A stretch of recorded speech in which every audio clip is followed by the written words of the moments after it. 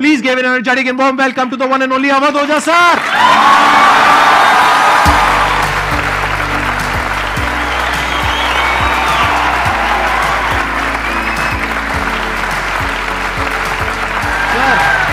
Hello sir, क्या हाल चाल? बैठिए जी, बैठिए। आइए। Thank you. इससे पहले कि ऑडियंस आपसे कुछ क्वेश्चंस पूछे, मेरे माइंड में एक क्वेश्चन आ रहा है। आईएएस में कितने लोग हैं जो हर साल उसके लिए अपीयर करते हैं? 5 से 6 लाख के आसपास। और सीट्स कितनी है?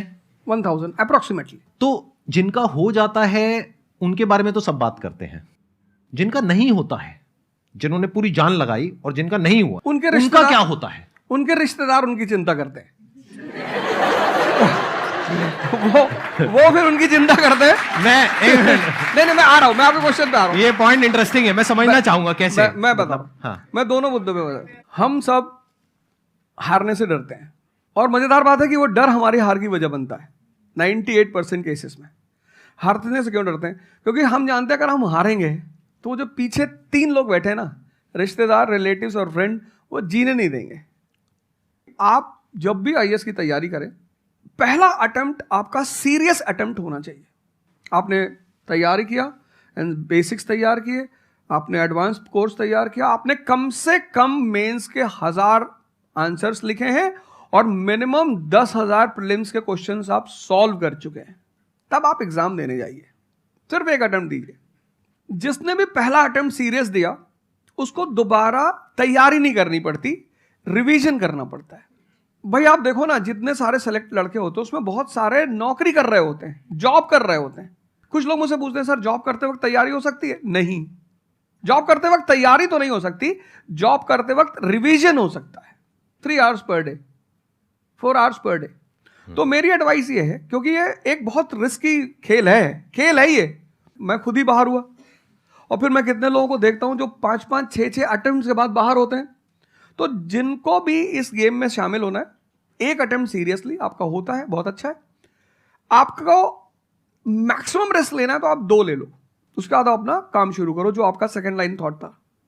कोई लॉयर बनना चाहता है, कोई मेडिकल लाइन में जाना चाहता है, कोई मतलब जो भी आप एंटरप्रेन्योर बनना चाहते हैं, आप करो, लेकिन अपने वो रिवीजन वाले 4 आवर बचा के रखो। आपने कितने अटेम्प्ट्स दिए थे सर? 4 अटेम्प्ट्स आपने दिए थे। और आपने कहीं से कोचिंग ली थी, यानी लाखों रुपए दिए थे कोचिंग में? नहीं, तब लाखों नहीं थे, तब हजारों थे। अच्छा, हजारों रुपए आपने खर्च करे थे, और आप एक मिडिल क्लास बैकग्राउंड से थे। तो टोटल 4 साल में आपका कितना पैसा लग गया होगा? रहना, खाना, पीना, और आपने तो पूरी तैयारी करी होगी, साथ में कुछ और नहीं किया होगा? I think so. कुछ नहीं किया, बिल्कुल। तो कितना आपका 4 साल में अच्छा खासा पैसा? 5-6 लाख रुपए लगे। 5-6 लाख रुपए उस समय लगे। आज के समय पे अगर किसी को कोचिंग लेनी है तो आई थिंक इससे 3-4 गुना, 5 गुना आराम से लगेगा। तो 15-20 लाख रुपए उस इंसान का लग गया, और वो है एक मिडिल क्लास बैकग्राउंड से। अब वो कहीं ऐसा तो नहीं कि वो ना यहाँ करा ना वहां करा 4-5 साल बाद? हाँ, वही मैंने कहा कि अब आप, जब हमारे समय तो ठीक था, अब आप रिस्क पूरा नहीं ले सकते। You have to be cautious. अब इनको कॉशियस होना पड़ेगा कि ठीक है, जैसे बड़े सारे लड़के क्या करते हैं, वो 1-2 अटेम्प्ट ऐसे ही देते हैं। अब तो इनके पास 6 अटेम्प्ट है। ओबीसी हैं तो और ज़्यादा है, SC ST हैं तो और ज़्यादा है। और मैं कहूँगा आप किसी भी कैटेगरी से आते हैं, आप 2 अटेम्प्ट से ज़्यादा कभी मत मानिए। ये पॉइंट बहुत अच्छा है कि आइडियली आपको अपने माइंड में ये रखना है कि एक ही अटेम्प्ट है मेरे पास में, मैक्सिमम अगर आपकी फैमिली अफोर्ड कर सकती है तो 2 अटेम्प्ट है। उसके बाद में अपने काम पे ध्यान देना है, और इसको एज अ रिवीजन की तरह देखना है, मतलब इसको साथ साथ में चलाना है।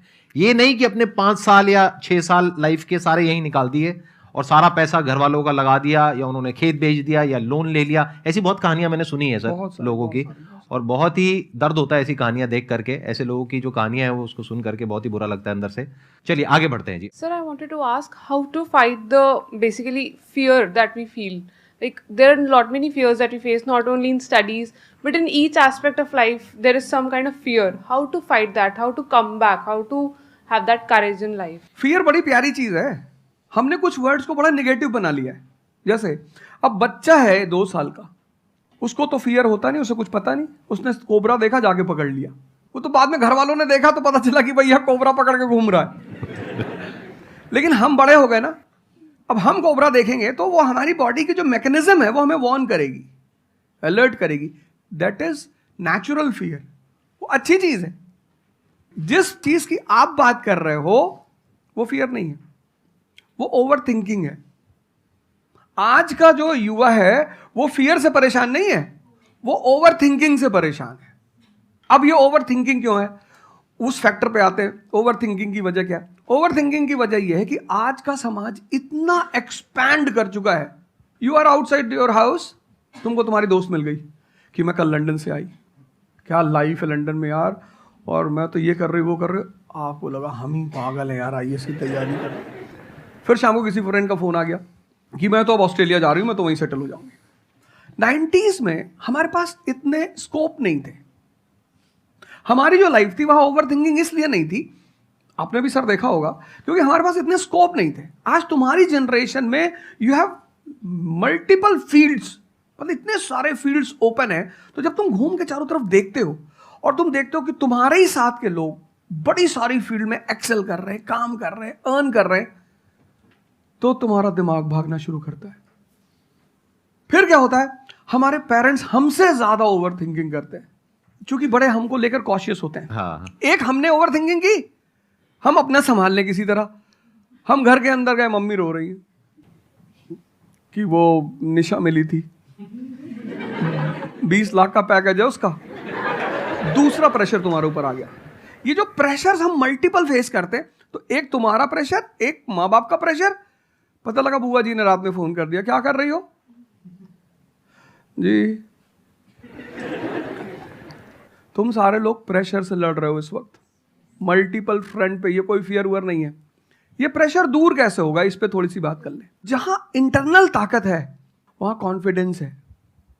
आज का युवा क्या कर रहा है, बादाम का तेल लगा रहा है, बादाम की क्रीम लगा रहा है, बादाम का साबुन लगा रहा है, खा रहा गुटखा।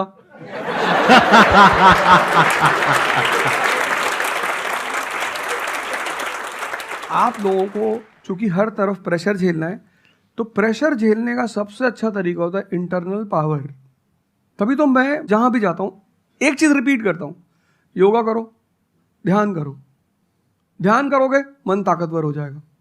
सर, आपने जैसे कि अभी बोला कि मेंटल स्टेट के लिए एक्सरसाइज करो, योगा करो। तो पहले तो मैं फिजियोथेरेपिस्ट हूँ, ठीक है। मैं सुबह से मतलब योगा या एक्सरसाइज मेरा डेली रूटीन है, करना भी और कराना भी। उसके बाद भी at the end of the day मैं डिप्रेस हो जाती हूँ। ये नहीं कि मन नहीं लगता, इस चीज़ में ही मन लगता है, फैमिली से भी पूरा मन लगता है, ठीक है। उसके बाद भी end of the day depress हो जाती हूँ। तो उसको डिप्रेशन कैसे कम करी जाए? हम किसके साथ रहते हैं वो बहुत इंपॉर्टेंट है। मेरे एक दोस्त मेरे साथ आ रहे थे आज से करीब 7-8 साल पहले, धौला कुआं से। रात का टाइम था और हम दोनों, मैं गाड़ी चला रहा था, हम इंडिया गेट के सामने से निकले तो उन्होंने मुझसे कहा कि अब हम बुढ़े हो गए हैं। मैंने गाड़ी रोकी, मैंने कहा उतरो। तो उन्होंने कहा कि क्या हुआ? मैंने कहा उतरो तो, उतरो जरा। उतर गए, मैंने दरवाजा बंद करो, चले गए। आज तक मैंने उनसे बात नहीं की। वो सब पूछते हैं आज, अब तो खैर बात ही नहीं होती, पर वो बहुत उन्होंने कोशिश की कि अब क्या हुआ? तुम दिन भर अपने आप को मोटिवेट करती हो, काम करती हो, जब तुम वापस घर में आती हो, अपने समाज में जाती हो, तो सब तुम्हारे मेंटल स्टेटस का थोड़ी है, वो तुम्हारी सारी ऊर्जा को खींच लेते हैं। इसीलिए तो माँ बाप हमारी संगत पे बड़ा ध्यान देते हैं। तुम्हें लगता होगा कि माँ बाप कितने बदमाश हैं, माँ बाप भगवान हैं। उनका एक्सपीरियंस तुम अपने दोस्तों को लेके जाया करो उनके सामने। कोई अल्ट्रासाउंड क्या करेगा जितना माँ बाप करते हैं, कोई स्कैनर क्या करेगा? सही बात है, देख के कोई 2 फोटो मिनट में कैमरा कर क्या देगा। फोटो खींचेगी, देख के बता देते हैं। बहुत दुष्ट है ये, इसकी आंख के नीचे देखो यहाँ निशान है, बहुत दुष्ट है ये। और वो लॉजिक भी बड़ी अच्छी सी देते हैं, कोई कुछ भी देते हैं लेकिन बड़ा अच्छा सा लॉजिक देते हैं। तो ये हमारे साथ होता है। इसलिए हमें पहले गुरुकुल भेजा जाता था, और आज की हमारी सोसाइटी इसको सिर्फ नेगेटिव दिखाई पड़ रहा है। मैं अभी अब घर गया था, हमसे लोग कह रहे भैया 24 का चुनाव लड़ोगे? मैंने कहा यार पॉलिटिकल पार्टियां कह रही कि तुम सीधे प्रधानमंत्री बन जाओ। अननेसेसरी परेशान किए हुए, अननेसेसरी दूसरों से मत। और ये एक जगह का नहीं है, ये यूनिवर्सल हो चुका है। तुमने कह दिया कि मैं आईएएस की तैयारी कर रही हूँ, अरे नहीं होता किसी का। तिवारी जी की लड़की दी थी, 2 साल बाद पागल हो गई। तुम इतने डिप्रेस समाज में रह रहे हो। वो तो महेश्वरी जी जैसे लोग हैं जिन्होंने बहुत लोगों को जिंदा कर रखा है। Thank you, sir. जब आपको कोई सहारा नहीं होता, आपने टाइप किया संदीप महेश्वरी, एक वीडियो आ गया, आप रिलैक्स हो गए। जब आप इन्हें सुनते हो तो आपका टेम्परेचर हाई होता है। तो एक ही आदमी को आप सुनते हो ना जिससे टेम्परेचर हाई हुआ, हमको सुन लिया कुछ ज्यादा ही हाई हो गया। लेकिन 2 लोगों को छोड़ दो, 3 लोगों को छोड़ दो, 4 लोगों को, ऐसे 10-12 लोग हिंदुस्तान में है, पॉपुलेशन 1 बिलियन 50 करोड़। तो तुम 10 लोगों को सुनो और बाकी जो तुम्हारे साथ 500 जुड़े हैं वो तुम्हें तो नीचे ही ले जा रहे हैं। इससे बचो, अपनी सर्कल को थोड़ा सा रिजर्व करो। तुम किससे बात करते हो, कौन सा लिटरेचर पढ़ते हो, लिटरेचर पर ध्यान दो। जैसे मैं रश्मिरथ पढ़ता रहता हूँ, खाली हुआ प्रसादों के कनकाब शिखर होते कबूतरों के ही घर। ये जो बड़े बड़े मकान हैं, कभी किसी बाज को यहां रहते हुए देखा? कबूतर रहते हैं। क्या लाइन है, प्रसादों के कनकाब शिखर, कितने मतलब महलों के जो बड़े बड़े शिखर, उसमें सिर्फ कबूतर रहते हैं। प्रसादों के कनकाब शिखर होते कबूतरों के ही घर, महलों में गरुड़ न रहता है, कंचन पर कभी न सोता। कंचन मतलब सोना। लग्जरी नहीं चाहिए। तुम लोग इतनी लग्जरी चाहते हो, लग्जरी आदमी को मेंटली कमजोर बनाती है। मैं आश्रम में था, मैंने ज्यादा खाना खा लिया। मेरा एक नियम है, नो एक्सरसाइज नो फूड। मतलब अगर मैं एक्सरसाइज नहीं करूंगा तो मैं खाना नहीं खाऊंगा। वहां एक बाबा जी, वो प्रेम में उन्होंने घी पे घी डालते चले, मैंने खा लो। फिर वो हुआ कि भाई यहाँ घूमेंगे, चारों तरफ जंगल है, डरा दिया इन लोगों ने। एक बार एक भालू एक आदमी की टांग काट के ले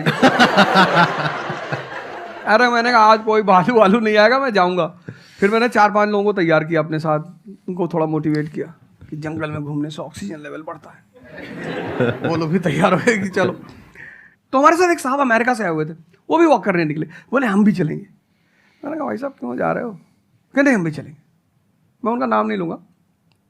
1 किलोमीटर के बाद उन्होंने मुझसे कहा मेरे बैग में यहाँ बहुत पेन हो रहा है। 1 किलोमीटर। तुम लोगों ने पता है अपने आप को कष्ट देना छोड़ दिया है। You are dying for luxury, you have become weak physically and mentally. थोड़ा सा कष्ट दो अपने आप को, थोड़ा टेम्परेचर हाई रखो, थोड़ा बड़े टेम्परेचर वालों के साथ रहो। हमने अपने आप को कष्ट, हम कौन सी नॉवेल पढ़ रहे हैं? Half girlfriend. अच्छी है, अच्छी है, अच्छी, मैं ये नहीं कह रहा हूं, मैं कुछ बोल देता हूं। अच्छी है मतलब आपने पढ़ी है।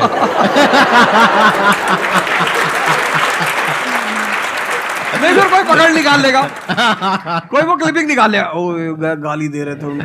नहीं, आपने बहुत सारी गलतियां कर दी, आपकी जनरेशन ने अपने को कष्ट देना छोड़ दिया। हाँ। आप पढ़िए बड़े बड़े लोगों, अंबेडकर को पढ़ो, उनका जीवन संघर्षों का, प्रभु राम का जीवन पढ़ो। ये सब संघर्ष, ये सब लोग हैं जिन्होंने जीवन में लड़ाइयां लड़ी हैं। आपने उनको साइडलाइन कर दिया।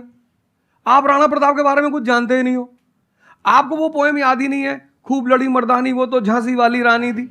आपको तो एक चीज बता दी, twinkle twinkle how I wonder. आप वंडर किए जा रहे हो पूरी जिंदगी में।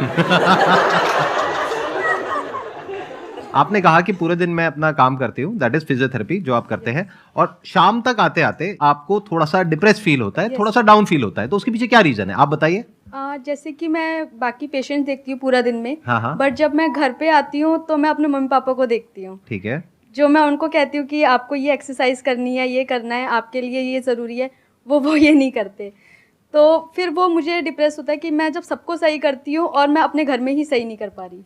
आप सबको सही नहीं करते हो, आप उन लोगों को सही करते हो जो आपके पास आते हैं। हाँ एग्जैक्टली। तो अगर आपके पेरेंट्स सही नहीं होना चाहते हैं तो उनको कौन सही करेगा? बेसिकली हमारी प्रॉब्लम क्या है कि जो नहीं करना चाहता उसको भी करवाना चाहते हैं। एग्जैक्टली। फॉर एग्जाम्पल आप में से यहाँ पे कुछ लोग बैठे हैं और बैठे हैं जो कहते हैं कि भाई आप कुछ भी बोल दो, हम तो जैसे थे वैसे ही रहेंगे, उखाड़ लो जो उखाड़ सकते हो, आप अकेले आ जाओ, आप साथ में हो जाओ, सर को ले आओ, आप 10 को ले आओ, हम तो नहीं बदलने वाले। उनका कोई कुछ कर सकता है? समझ गए? तो यहाँ पे किसका एक्चुअल में किसकी लाइफ बदलने वाली है? यहाँ पर हो सकता है कुछ साल बाद आप ही में से कोई यहाँ पर बैठा होगा, बट वो इंसान कौन होगा? जो खुद अंदर से बदलना चाहता है ना। Yes sir, thank you sir. Please have a seat, बैठिए। मेरा संदीप सर से एक क्वेश्चन है कि जैसे हम लोग जब आपकी वीडियोस देखते हैं तो हम लोग मोटिवेटेड हो जाता है कि हम लोगों को गवर्नमेंट से या फिर इन सब फील्ड्स में छोड़ के अपना कुछ स्टार्ट करना चाहिए जिससे देश में एंटरप्रेन्योर्स या फिर जॉब्स बढ़े। फिर हम लोग देखते हैं आप लोगों को कि भाई यूपीएससी में एक ऐसी पावर होती है जो हम करना चाहते हैं वहाँ पे हमको डायरेक्ट पावर मिलती है। जैसे कि मैं अगर एजुकेशन के फील्ड में कुछ अच्छा करना चाहती हूँ तो मेरे पास डायरेक्ट पावर होती है कि हम लोग वहाँ से कर सकते हैं। तो मैं ऐसा, मेरे पास ये क्वेश्चन फिर मतलब दोनों में कॉन्ट्राडिक्शन चलता रहता है। ना कॉन्ट्रडिक्शन नहीं चल रहा है, इसे कॉन्ट्रडिक्शन नहीं कहते, इसे कंफ्यूजन कहते हैं। मतलब एक गोल होता है ना, या फिर एक मतलब हमारे पास एक टारगेट होता है कि हम ये काम करने के लिए यूपीएससी में जा रहे हैं। नहीं, सरकार जो कहेगी वो करना है। हाँ, I was about to say that. आपका क्या गोल है? आप क्यों कर, और आप आपने नेता क्या थोड़ी है, target आपकी पार्टी का मैनिफेस्टो थोड़ी है, घोषणा पत्र। आप एक राजपत्रित अधिकारी हैं, गैजेटेड ऑफिसर। आपका जो मिनिस्टर होगा फोन मिलेगा, मैडम जी ये कस्तूरबा गांधी प्लान में अभी तक कितना काम हुआ? जी sir, I give the review in the evening sir. Okay, thank you, ठीक है मैडम, बाय, खत्म। सो आपका कहने का मतलब है कि जो सिविल सर्वेंट बनते हैं या आईएएस ऑफिसर बनते हैं उनके पास कोई पावर नहीं होती? पावर होती है जब तक जनता अपनी पावर नहीं समझती। आज की डेट में इस देश में पावरफुल कौन है? जनता। We the people of India solemnly resolve. Yes sir. ये जनता बेचारी पावर जानती है तो डीएम का ऑफिस में चले जाते, हुजूर इसको बेचारे को पता है, नेता देखा, मेंबर ऑफ पार्लियामेंट देखा, क्या पैर छू लिए, तेरे फूफा है? नहीं भैया नहीं भैया, सांसद जी हैं। सांसद जी हैं तो क्यों पैर छू रहा है? तो पावर इस असलियत में इस देश की जनता के पास है। चूंकि वो जानती नहीं है इसलिए तुमको इनके पास इनको काम करने का अधिकार है। ये है the right to work, the right to implement. लेकिन चूंकि जनता अपने अधिकार को नहीं जानती तो तुम्हें दूर से दिखाई पड़ता है कि यार आप बेटा कंफ्यूजन से बाहर आओ, ठीक है? और ग्लैमर मत देखो। आप बेसिकली पावर नहीं देख रहे हो, आप ग्लैमर देख रहे हो। आपको जो करना है उसको डिसाइड कर लो आप, और उस रास्ते पे आगे बढ़ो कि आप कल किसी भी फील्ड के मुकेश अंबानी बन जाओ, अडानी बन जाओ, वॉरेन बफेट बन जाओ, बिल गेट्स बन जाओ। इस रास्ते पे जाओ। Thank you sir. मैं यहाँ पे थोड़ा सा ऐड करता हूँ कि जो आपने बोला ना कि ये कॉन्ट्रडिक्शन है, सबसे पहले तो जो सर ने बोला कि ये कोई कॉन्ट्रडिक्शन नहीं है, ये कंफ्यूजन है, बिल्कुल सही बात है। अब कंफ्यूजन क्या है, उसकी जड़ क्या है? आप क्या कर रहे हो? आप बस हम लोगों की बातें सुन रहे हो। यहां से मैंने कुछ बोला, इन्होंने कुछ बोला, दोनों अलग अलग स्टैंड पॉइंट है। मतलब इस दुनिया में आर्ट्स भी है, साइंस भी है, कॉमर्स भी है। अब आप कहोगे अब इन तीनों में कॉन्ट्रडिक्शन है। अरे कॉन्ट्रडिक्शन नहीं है, अलग अलग लोगों के लिए अलग अलग स्ट्रीम्स है। डिपेंड्स अपॉन कि आपकी प्रेफरेंस क्या है, आपकी प्रायोरिटीज क्या है। तो आपको तीन चीजें देखनी पड़ेंगी, एक अपना पास्ट, अपना प्रेजेंट और अपना फ्यूचर। कि पास्ट में आपने कैसा परफॉर्म किया है। अगर आप पढ़ाई में बहुत अच्छे रहे हो तो आपको क्लियर नजर आएगा कि अच्छा मुझे पढ़ाई से रिलेटेड कुछ करना है, तो वहां से रास्ता क्लियर हो जाता है। बट अगर आपके दिमाग में 24 घंटे बिजनेस आइडियाज घूमते रहते हैं, जहां भी जाते हो वहां पे गोलगप्पे खा रहे होते हो, आपके दिमाग में चल रहा होता है अबे इतने पैसे ले लिए, उसमें से इतने का गोलगप्पा, इतने का पानी है, पानी तो इतना फ्री होता है, मेरे से लिया 20 रुपए, ये तो 5 रुपए का काम है, तो 15 रुपए इसके पास में गए, कितने लोगों ने एक दिन में खा लिए, इतने पैसे कमा लिए, व्हाटएवर। अगर इस तरह का आपका माइंडसेट है तो वहां पे एंटरप्रेन्योरशिप, स्टार्टअप, इन सब चीजों का बेनिफिट है। तो हर रास्ता हर एक के लिए नहीं होता है। तो ये आपको कैसे समझ आएगा? अपने पास्ट को देख करके। दूसरा, अपने प्रेजेंट को देखो कि आपके पास में क्या रिसोर्सेज हैं। सोचने से क्या होता है, आपको ये भी तो देखना पड़ेगा आपके पास में क्या रिसोर्सेज हैं। उसके बेस पर आप सोच सकते हो ना। कल को आप कहो कि मैं एक टेलीकॉम कंपनी लॉन्च करूंगी जो कि जियो को कंपटीशन देगी, ठीक है, सोच लो। कुछ नहीं होगा। क्या है पीछे, बैकग्राउंड क्या है, आपके पास में क्या रिसोर्सेज है, how are you going to compete. तो आप फालतू में कुछ भी सोच रहे हो ना। तो यहां पे कॉन्ट्रडिक्शन क्या है, कंफ्यूजन क्या है? कुछ भी नहीं। तो जब आपके रिसोर्सेज ही आपको अलाउ नहीं कर रहे वो करने के लिए, तो सोच क्यों रहे हो? तीसरा, फ्यूचर में आप अपने लिए कैसी लाइफ चाहते हो? जैसे सर ने कहा कि पावर नहीं मिलती है वहां पे सर्व करना होता है। इस गलतफहमी से बाहर आ जाओ कि वहां पे पावर मिल जाएगी। पावर तो पूरी की पूरी एक हिरार्की है, जिस हिरार्की में टॉप पर पब्लिक बैठी है एक्चुअल में, वो हमें पता ही नहीं है। हमारे हाथ में पावर है, किसको वोट करना है, किसको पावर में लेकर के आना है। फिर उनकी पावर के अकॉर्डिंग आगे पावर का डिस्ट्रीब्यूशन होता है, पॉलिसीज का डिस्ट्रीब्यूशन होता है, फिर उसको इंप्लीमेंट करना होता है। तो आपको देखना है कि आपको एग्जैक्टली लाइफ में चाहिए क्या है। कि अगर आपका माइंड है बहुत ज्यादा क्रिएटिव, कि आपको हमेशा दिमाग में आइडियाज घूमते रहते हैं कि कुछ अजीब करना है, कुछ अलग करना है, ये करना है, वो करना है, तो फिर वो रास्ता आपके लिए नहीं है। क्योंकि वहां पे आपके पास में पावर नहीं है, रिस्पॉन्सिबिलिटी है। But once you go in the entrepreneurship space, वहां पे रिस्पॉन्सिबिलिटी नहीं है, वहां पे पावर है, पावर टू क्रिएट। अब आपको देखना है कि एट द एज ऑफ 42, 48 आप किसके जैसा बनना चाहते हो। अगर एक टीचर बनना चाहते हो तो ये रास्ता है। उसके अलावा जिन्होंने यूपीएससी को क्रैक किया है उन लोगों को आप लाइफस्टाइल देख सकते हो। वैसे बनना चाहते हो, बहुत बढ़िया। मेरे जैसा बनना चाहते हो, बहुत बढ़िया। किसी और के जैसा बनना चाहते हो, बहुत बढ़िया। बट किस बेस पर? अपनी पर्सनालिटी को देखो ना, क्या लाइन हो रहा है।